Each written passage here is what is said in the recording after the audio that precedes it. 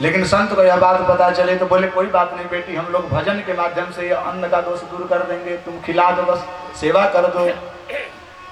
उसने भोजन इत्यादि दे करके सेवा की। तदनंतर में क्या हुआ, आया अजामिल। अजामिल देखा कि यहाँ पर तंबू लगा हुआ है, 2-4 संत बैठ करके राम राम कर रहे हैं। बोला ये कौन यहाँ राम राम कर रहा है भाई? गणिका आकर के बोली कि चुप रहो, तुम्हें पता नहीं है संत लोग हैं, किस तरह से व्यवहार करना चाहिए। बोला कि इनको तुरंत हटाओ यहाँ से, मेरे नजरों के सामने से हटाओ। गणिका ने समझाया कि ना इस तरह से भेजना नहीं चाहिए, आए हैं तो कम से कम रात्रि तो निवास करें।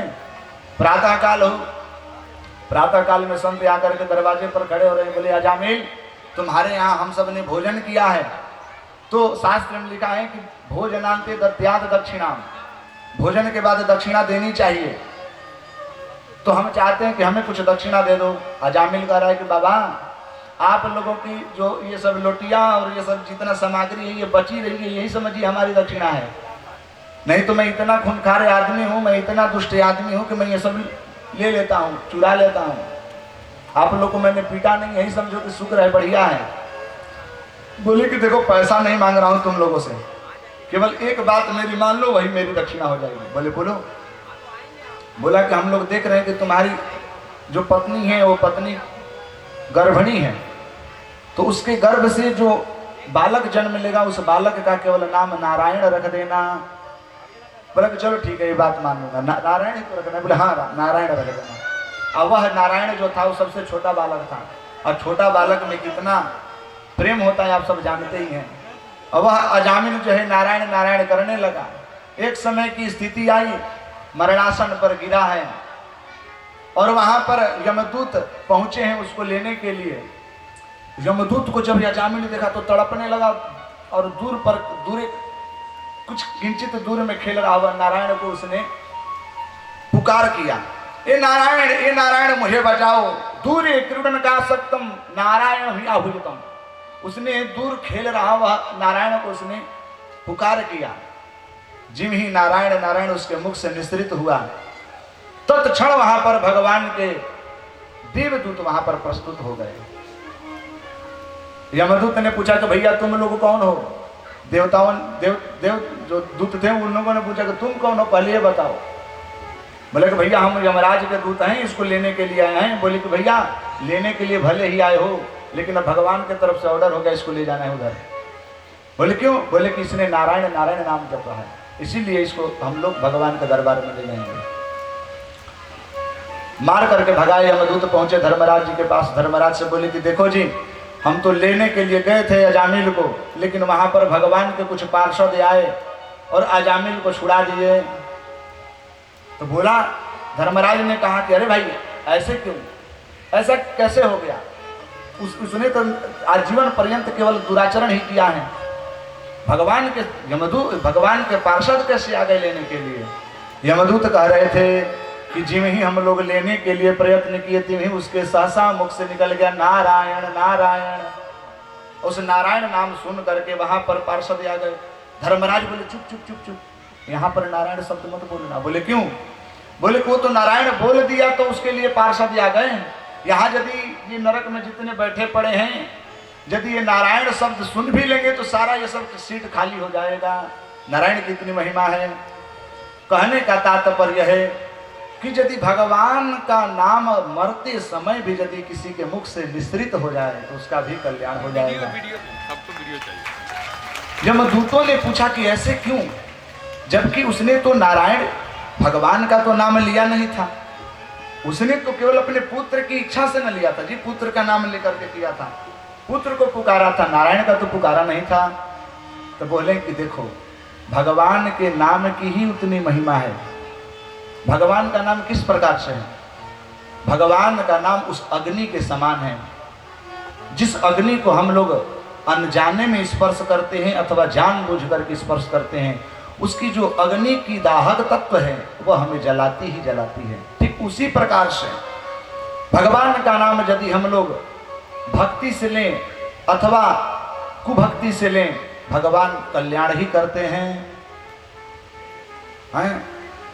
सांकेत्यम परिहास्यम वा स्तोभम हेलनमेव वा, वो चाहे संकेतिक रूप से करें अथवा अवहे मैंने मजाक के रूप में भी भगवान का नाम ले ले तो भी कल्याण कर देगा। क्योंकि अन्य पुराणों में ऐसा वर्णन आया है और भागवत जी के टीका में भी लिखा है कि हरि ही हरति पापानि दुष्टचित्तैरपि स्मृतः। कैसे? अनिच्छया अपि संस्पृष्टो दहत्येव हि पावकः। जिस प्रकार से बिना इच्छा किए हुए भी यदि हम अग्नि को स्पर्श करते हैं तो हमें जला देती है, ठीक उसी प्रकार से यदि भगवान का नाम अनजाने में भी ले ले तो वह कल्याण करेगा ही करेगा। इसीलिए गोस्वामी तुलसीदास जी कहते हैं भाव को भाव अनख आलस हूँ, भाव को भाव आलस रत हूँ, भाव को भाव अनख आलस हूँ, भाव को भाव अलख आलस हूँ, नाम जपत मंगल दिसि दस हूँ, नाम जपत नाम जपत मंगल दिसि दस। भगवान का तो नाम किसी भी समय लिया जाए तो वह कल्याणकारी ही होगा। तो अजामिल यह बात को समझ करके उसने भी घर को छोड़ करके वन में जा करके तपस्या करने लगा और भगवान की उसकी प्राप्ति हो गई। यहाँ पर इस तरह से बहुत प्रसंग बहुत बड़ा है। अजामिल की उपाख्यान संपन्न करने के पश्चात प्रकरण आता है। बोलिए भक्तवत्सल भगवान की जय, सच्चिदानंद भगवान की जय। यहाँ पर महाराज एक प्रसंग आता है किंचित संक्षिप्त में, जो मुख्य मुख्य प्रसंग हम लोगों का अवशेष है वही मैं श्रवण करा दे रहा हूं। सुखदेव स्वामी जी महाराज परीक्षित को वृत्रासुर का प्रसंग सुना रहे हैं। परीक्षित ने प्रश्न किया कि वृत्रासुर कौन था और इसकी मृत्यु कैसे हुई। इस प्रकार से प्रश्न जब हुआ तो श्री सुखदेव स्वामी जी कह रहे हैं कि एक समय की बात है। बोलिए भक्तवत्सल भगवान की जय, सच्चिदानंद भगवान की जय। इंद्र जो है अपने दरबार में बैठ करके नृत्य का आनंद ले रहा था। सारी अप्सराएं वहां पर नृत्य कर रही थी और सब लोग उस नृत्य में आनंद ले रहे थे, सभासद बैठे। और उसी सभा में अच्छा देवता के गुरु कौन है? देवता के गुरु कौन है? अरे राम राम राम, बोलिए भक्तवत्सल भगवान की। हाँ, तो दैत्यों का गुरु है शुक्राचार्य जी और देवताओं का गुरु है बृहस्पति जी। तो शास्त्र में लिखता है कि यदि गुरु का कहीं पर दर्शन हो जाए तो वहीं पर साष्टांग प्रणाम कर लेना चाहिए। भागवत जी की तो महिमा ऐसी लिखी है कि लिखा है कि भागवतम दूरात दृष्टवा यह पुंसाम नोतिष्ठते। भागवत जी का दर्शन यदि दूर से भी करके व्यक्ति खड़ा नहीं होता है, उनको प्रणाम नहीं करता है, तो कहते हैं कि 1 वर्ष का पुण्य जो है उसी समय क्षण हो जाता है, एकदम खत्म हो जाता है। इसीलिए गुरु का अपमान भी बहुत बड़ा अपमान होता है, खतरनाक। तो बृहस्पति जी उसी सभा में प्रवेश कर रहे हैं और इंद्र को लगा कि अब महाराज आएंगे, उनको प्रणाम करो तो आसन करो तो ये करो, फूल चढ़ाओ, और ये जो रस मिल रहा है ये रस भंग हो जाएगा।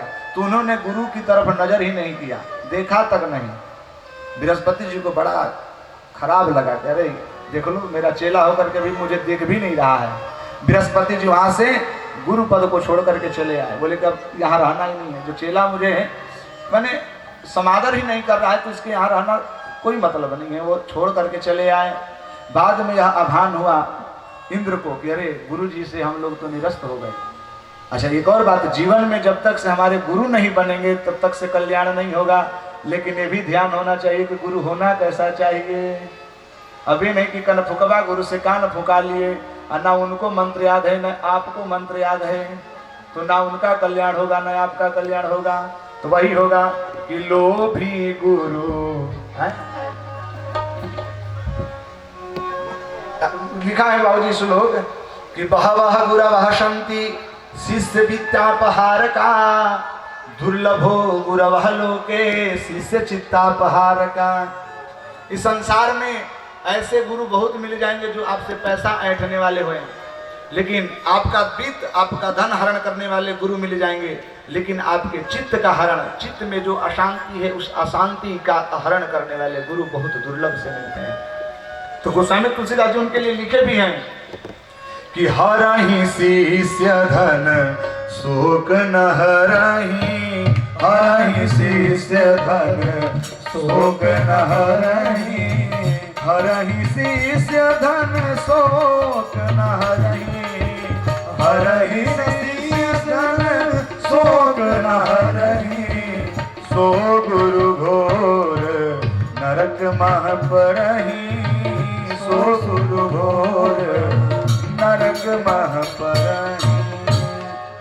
वह गुरु जब अपने शिष्य का केवल मात्र धन का ही हरण करता है तो कहते हैं कि वो बाद में नरक में चला जाता है।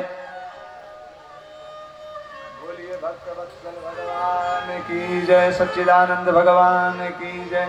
इसीलिए गुरु भी बहुत सोच समझ करके बनाना चाहिए, क्योंकि वो जीवन के बागडोर उनके हाथों में होता है। तो इंद्र को पता चला कि गुरुजी हम गुरु अपने पद को छोड़ करके चले गए, तो अब गुरु बनाए किसको। तो एक त्वष्टा ऋषि के पुत्र थे जिनका नाम क्या था, विश्वरूप। विश्वरूप बड़ा परम तेजस्वी थे, उनको चयन किया गया गुरु पद पर प्रतिष्ठित करने के लिए। अब विश्वरूप जी जो थे वो दैत्यों के भगिना थे, भांजा। दैत्य उनके मामा लगते थे। अब एक समय की बात है, इंद्र यज्ञ करा रहे थे, और इंद्र जब यज्ञ करा रहे तो आहुति चल रही थी, स्वाहा स्वाहा स्वाहा स्वाहा। तो जोड़ जोड़ से बोलते थे इंद्र के लिए, इंद्राय नमः।